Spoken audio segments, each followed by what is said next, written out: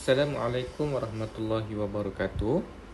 Kamu bersama Ustaz Muhammad Amiruddin bin Zainal Abidin dalam pembelajaran Akidah tahun 2 kelas SAPPS ataupun Sekolah Agama Petang Perlis.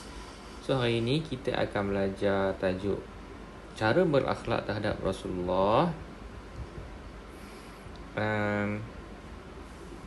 Tajuk ni sebenarnya Ustaz dah ajak dah 2 minggu lepas macam mana cara kita nak berakhlak terhadap Rasulullah.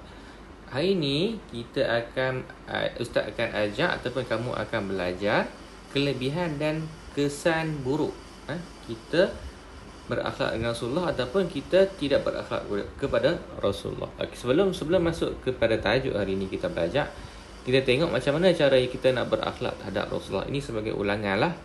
Yang pertama, macam mana cara kita nak berakhlak terhadap Rasulullah ialah kita mentaati Rasulullah. Itu cara berakhlak yang pertama.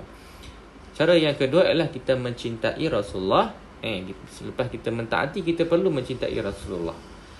Cara yang ketiga, selepas kita mencintai Rasulullah, kita perlu mengucapkan salam dan selawat kepada Rasulullah sebagai tanda cinta dan sayang kita kepada Rasulullah. Yang keempat, cara berakhlak yang keempat ialah mencontohi akhlak Rasulullah. Macam mana Rasulullah itu berakhlak, maka kita perlu contohi ataupun ikut akhlak Rasulullah. Yang kelima, kita perlu meneruskan dakwah Rasulullah. Dan yang terakhir sekali, kita perlu menghidupkan sunnah Rasulullah. Siapa yang menghidupkan sunnah Rasulullah, maka Rasulullah akan sayang dia dan Rasulullah akan bagi syafaat kepada dia. Ini sebagai ulangan kelas minggu lepas.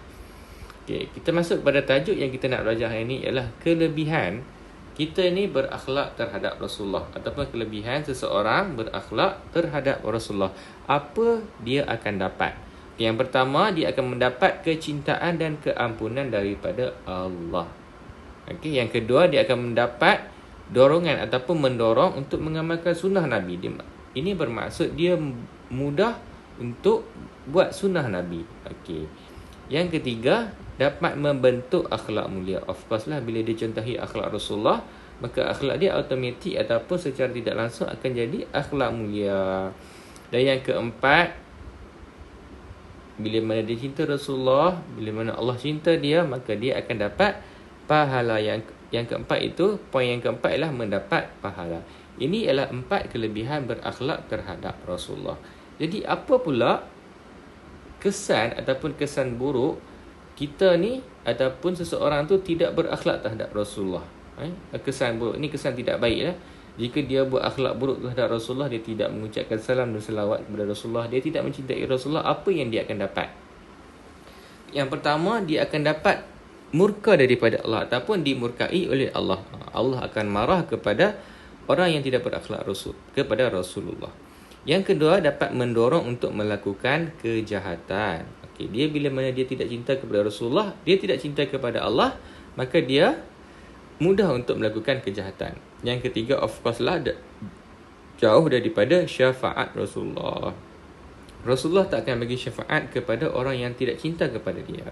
Dan yang terakhir sekali ialah berleluasanya bid'ah dalam urusan agama. Jadi tak banyak pun, ada 4 sahaja kesan tidak baik dan ada 4 kesan baik. Jadi setakat itu saja kelas SAPPS kita pada hari ini. Jadi Ustaz harap kamu boleh faham kelas ni dan kamu boleh ambil pedoman ataupun iktibar lah pada kelas ini. Jadi Ustaz tamatkan dengan lafaz Assalamualaikum warahmatullahi wabarakatuh.